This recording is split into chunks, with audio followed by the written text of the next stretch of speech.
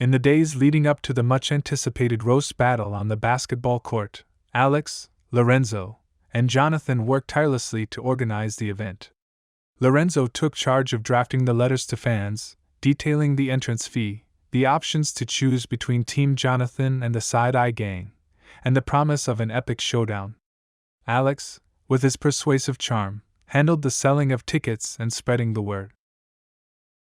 So, basically, at the court, we're going to call fans for Team Gang, or whatever their name is, against Team Johnathan. Explained Alex. And you need to write the letters saying, "Dear fans, to enter the roast battle court, y'all must pay $5 to enter, and for a drink and food, it's $2. Either tick Johnathan or the Side-Eye Gang and then pay at the court. Okay?" Alex instructed.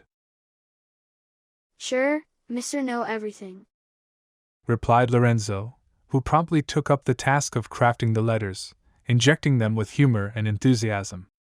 Meanwhile, Alex took to the streets, selling tickets to eager fans who were curious to see the clash of wit and humor.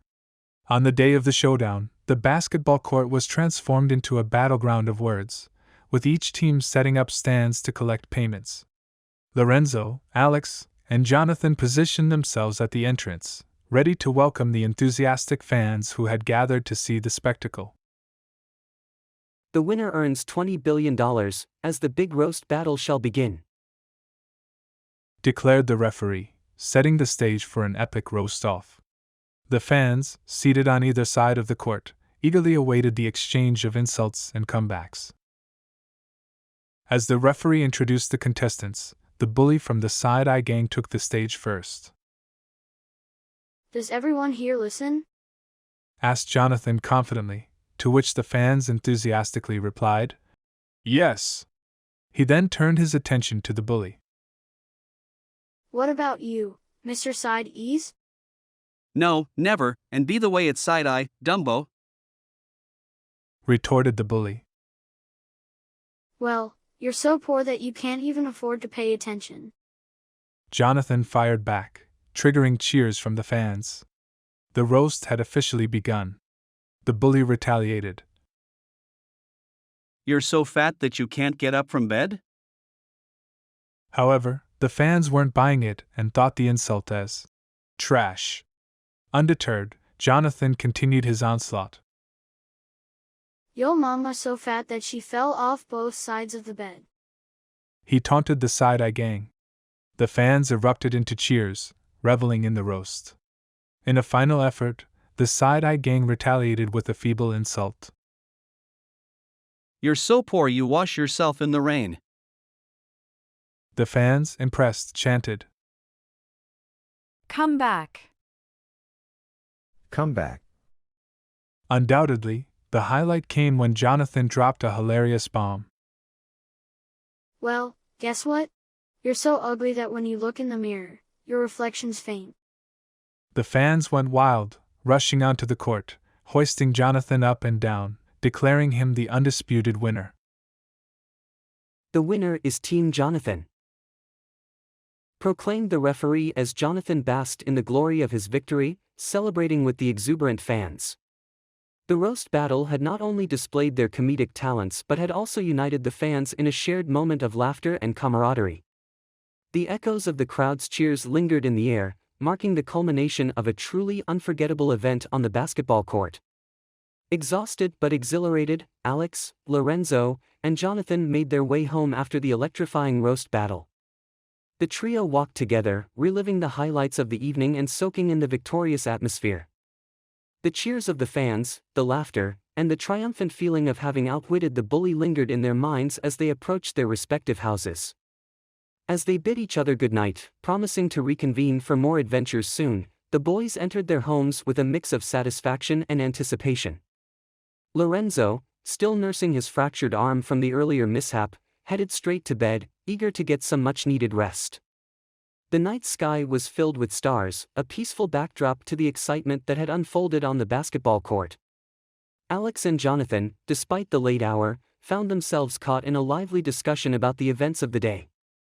Their banter continued, even in the quietude of their homes, as they exchanged messages on their phones, reliving the jokes and humorous jabs that had unfolded on the court. As the clock ticked away, the weariness of the day's activities began to catch up with them. One by one, the messages slowed down, and a comfortable silence settled in. The anticipation for the next day, filled with the promise of new adventures and the aftermath of their successful roast battle, fueled their dreams as they drifted off to sleep. In the quiet of his room, Alex's thoughts were filled with the unexpected turn of events. The basketball court, once a battleground for roasting, had transformed into a stage where friendship and humor triumphed.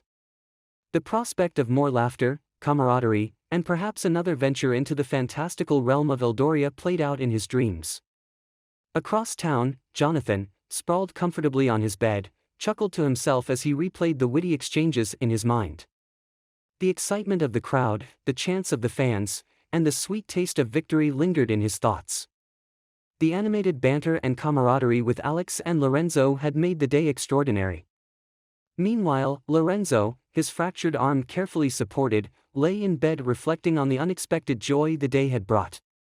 The pain in his arm seemed distant as he replayed the scenes of the roast battle, the support of the fans, and the triumphant moment when Johnathan was declared the winner. As the night deepened, the three friends drifted into a peaceful slumber, their dreams filled with echoes of laughter and the promise of more adventures.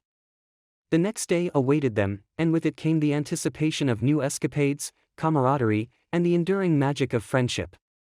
The ordinary night had transformed into a magical prelude to an extraordinary day. The morning sun bathed Jonathan's room in a warm glow as he woke up, rubbing the sleep from his eyes.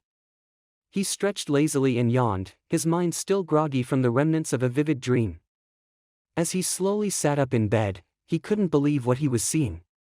Eneli Chapa, Ronaldo, Messi, The Rock, Francis Ngannou, the Sidemen, Lil Baby, Mandem, Ronaldinho, Ronaldo Gaucho, Jeff Kenny, Rio Ferdinand, Erling Haaland, Stephen Curry, LeBron James, Michael Jordan, Taylor Swift, Lady Gaga, David Beckham, Luis Figo, and more were all partying in his room. The music was pumping, laughter echoed through the air, and everyone seemed to be having the time of their lives. Jonathan's jaw dropped in disbelief. Ouch. I didn't say to pinch my butt, man. Johnathan quipped, the bizarre dream still lingering in his thoughts. Stop worrying, Mr. Deal, which makes a big deal about everything, retorted Alex, brushing off Jonathan's clear confusion. Undeterred, Johnathan insisted. You won't believe me, but… Yeah, and I won't believe you now either, interrupted Alex, seemingly uninterested. No, you have to believe me, man. Pleaded Johnathan earnestly. But I don't, man. I just don't. You met who? He asked, entering the room as Johnathan eagerly recounted the surreal events of the morning. The room, however, remained eerily silent, devoid of the star-studded party that had captivated Johnathan just moments ago. Lorenzo's anger simmered as he demanded an explanation from Johnathan about the supposed party that had taken place in their mansion. His frustration reached its peak as he summoned both Johnathan and Alex, intent on delivering a stern reprimand. Whoa, whoa, whoa. You met Pele? Alex exclaimed in disbelief, echoing the astonishment that hung in the air. Hey, Alex, give me a second, and Johnathan, come over here right now. Lorenzo's voice cut through the room, charged with anger. As Johnathan approached Lorenzo, expecting a scolding, Lorenzo let loose a torrent of frustration. What is all this partying nonsense? Do you even know what my dad is going to do to us three? Are you dumb in the mind or what? I am so angry. Calm down. Your dad isn't going to do anything, man. It was a good celebration for my win. Johnathan tried to defend his actions. Are you gone mad or what? A good win doesn't mean you have to bring over 100 people to our mansion. And stop dreaming of meeting Pele, Mr. Deals, or should I say Mr. Dreams. He quietly slipped out of bed, not wanting to disturb the seemingly endless party that had materialized in his room. Instead of feeling bewildered or alarmed, Johnathan was overcome with joy. He grinned from ear to ear, absorbing the surreal scene before him. Deciding to give his famous guest some space, Johnathan tiptoed out of his room and closed the door gently behind him. He found himself in the hallway, still in disbelief over the star-studded gathering in his bedroom. As he walked down the hall, he couldn't help but pinch himself to ensure he wasn't dreaming. Feeling giddy with excitement, Johnathan decided to retreat to a quiet room by himself. He wanted to savor the moment, contemplate the sheer impossibility of what was happening, and revel in the unexpected joy of his unexpected celebrity guests. Just as Johnathan settled into the room, he heard a mysterious voice. The legendary Pele, the ghostly apparition of soccer greatness, appeared before him. "In life, a little progress always builds up to success," Pele said cryptically before disappearing into the shadows.